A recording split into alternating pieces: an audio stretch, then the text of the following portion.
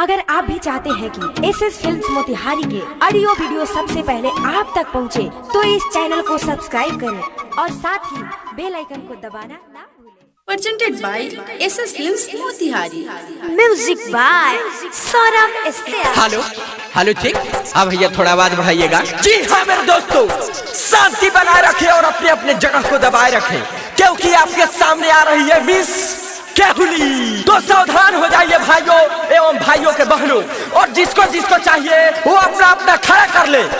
बंद कर कथी रे भाइयों के बहनों, का खड़ा कर लीजिए। भैया आप गलत समझ रहे हैं भैया, जो आप समझ रहे हैं वो बोले नहीं है भैया, हम दोनों हाथों को खड़ा करने के लिए बोले हैं। तुमको नहीं पता है कि यादव जी का टोली है, मैं सवेरे शाम चलता गोली है। तेरे मत तनी लगाओ एसएस फिल्म के गाना, और जो नायका ने किया गोली वाला सुजीत टाइगर और रतन रत्नेश के।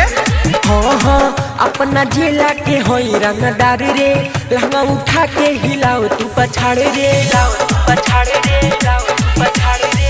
अपना जिला के होई रंगदार रे, लहंगा उठा के हिलाओ तू पछाड़ो रे, तू पछाड़ो। असर पीछे ही से तो हर दुहनु धके टोली। तो बम चली चाहे गोली, बम चली चाहे गोली, ई माल जाए जादव टोली।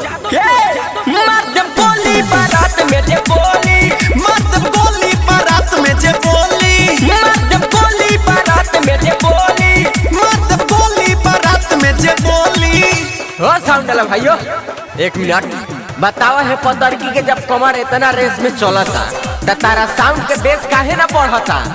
हम देखो हो काका के, हो काका हो सब देखतानी, तहर नजर हो खाली छौड़ी के ढोड़िए बाबा। आय जवानी में गोल गला, बुढ़ानी में सैंडो होए।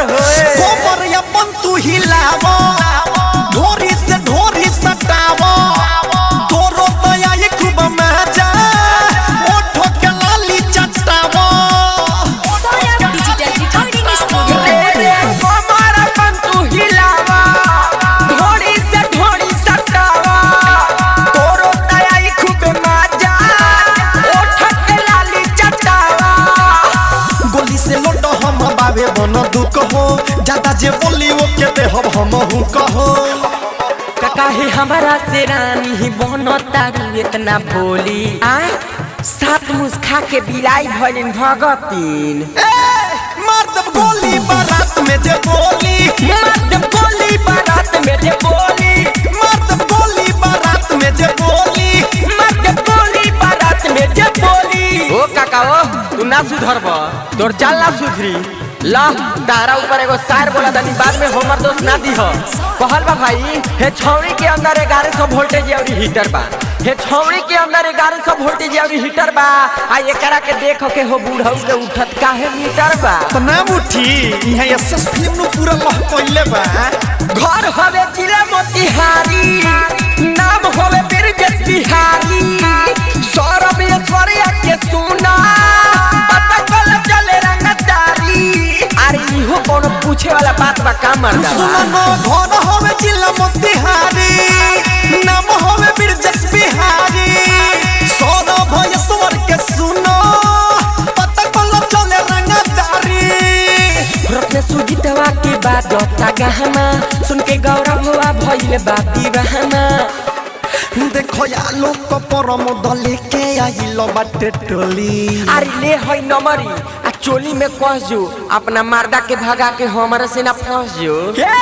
मार दे गोली बारात में जे बोली, मार दे गोली बारात में जे बोली, मार दे गोली बारात में जे बोली, मार दे गोली बारात में जे बोली। Saurabh digital recording studio, Delhi.